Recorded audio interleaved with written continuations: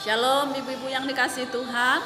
Bersyukur buat hari ini Tuhan masih berikan kita kesempatan untuk kita boleh melakukan ibadah online pada sore hari ini. Ibu-ibu yang dikasihi Tuhan, saya percaya ibu-ibu di rumah semuanya sehat ya. Puji Tuhan, dan hari ini kita belajar tentang kebenaran firman Tuhan.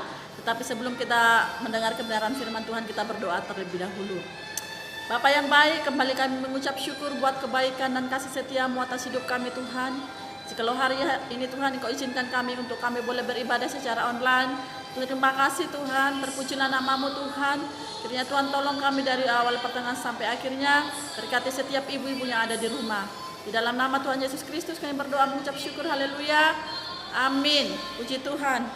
Ibu-ibu yang dikasihi Tuhan, satu hal yang kita tahu bahwa Tuhan selalu beserta kita di dalam kondisi apapun ya.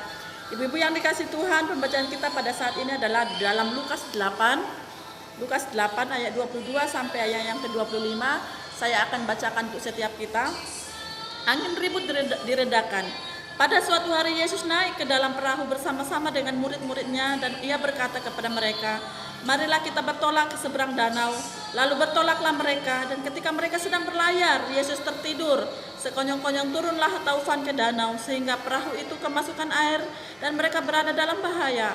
Maka datanglah murid-muridnya membangunkan dia, katanya, "Guru, guru, kita binasa." Ia pun bangun lalu menghardik angin dan airnya mengamuk itu. Dan angin dan air itu pun reda, dan danau itu menjadi teduh. Lalu katanya kepada mereka, "Di manakah kepercayaanmu?" Maka takutlah mereka dan heran, lalu berkata seorang kepada yang lain, "Siapa gerangan orang ini sehingga ia memberi perintah kepada angin dan air dan mereka taat kepadanya?" Ibu-ibu yang dikasihi Tuhan, bahwa kita melihat judulnya ini adalah angin diredakan. Tetapi pada saat ini saya membuat judul adalah tetap tenang di tengah badai. Ibu-ibu yang dikasihi Tuhan, saat-saat ini kita mengalami namanya pandemi ya. Mengalami pandemi, tetapi ibu-ibu yang dikasihi Tuhan, jangan sampai kita jadi patah semangat, jangan sampai kita jadi kehilangan pengharapan ketika kita menghadapi situasi-situasi seperti ini. Memang buat kita ini berat. Mungkin banyak orang-orang yang mengalami mereka kehilangan pekerjaan, mungkin anak-anak harus belajar di rumah, dan ini mungkin sesuatu yang tidak biasa, tetapi kita harus menghadapi semua ini. Ya, ibu-ibu yang dikasihi Tuhan, kalau kita melihat di dalam ayat pertama dikatakan firman Tuhan, "Marilah kita bertolak ke seberang danau." Lalu bertolaklah mereka. Nah, pada saat itu mereka bertolak ke danau ya.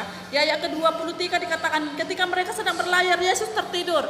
Ibu-ibu yang dikasihi Tuhan, pastinya ketika Yesus tidur ya, dikatakan sekonyong-konyong turunlah taufan ke danau sehingga perahu itu kemasukan air dan mereka berada dalam bahaya.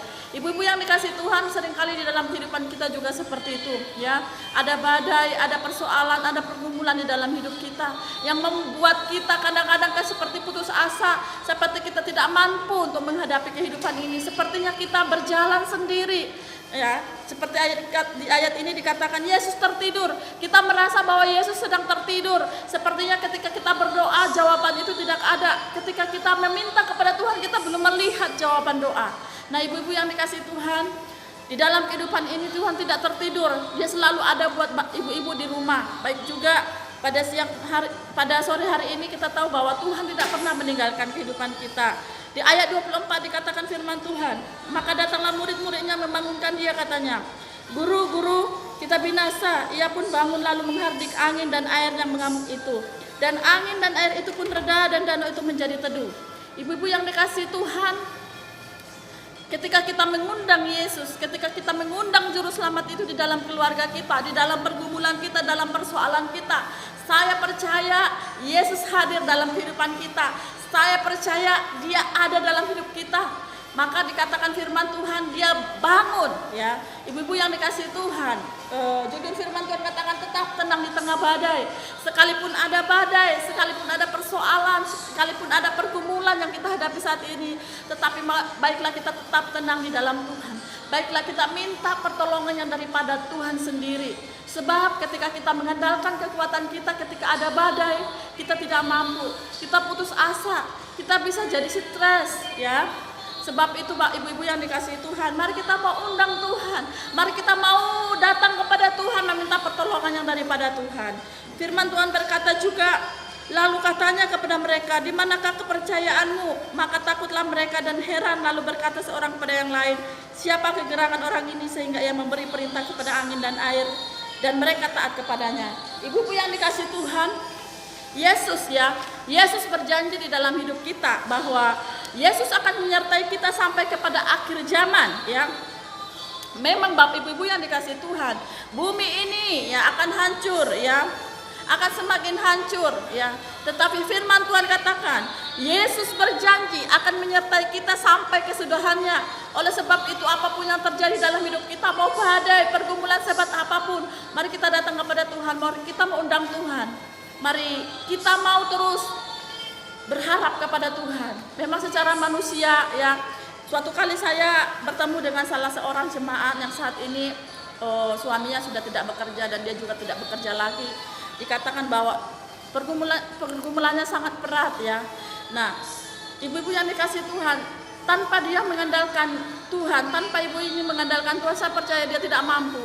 Tetapi karena dia datang kepada Tuhan dan Roh Kudus memberikan ketenangan dan damai sejahtera, dan hari ini ibu ini tetap dipelihara oleh Tuhan. Ibu-ibu yang dikasih Tuhan, di tengah badai, di tengah persoalan, kita harus tetap tenang. Karena apa? Hanya di dalam Tuhan kita mendapatkan jawaban, hanya di dalam Tuhan kita mendapatkan solusi. Oleh sebab itu, ibu-ibu yang dikasih oleh Tuhan, apapun saat ini pergumulan ibu-ibu di rumah, mari kita tetap bersatu berdoa. Kita tenang menghadapi segala situasi saat ini. Puji Tuhan, ibu-ibu yang dikasih Tuhan, biarlah firman Tuhan ini boleh menguatkan dan menolong kita, dan kita akan berdoa. Bapa yang baik, kembali kami mengucap syukur buat hari ini, buat pertolongan dan kasih setiamu.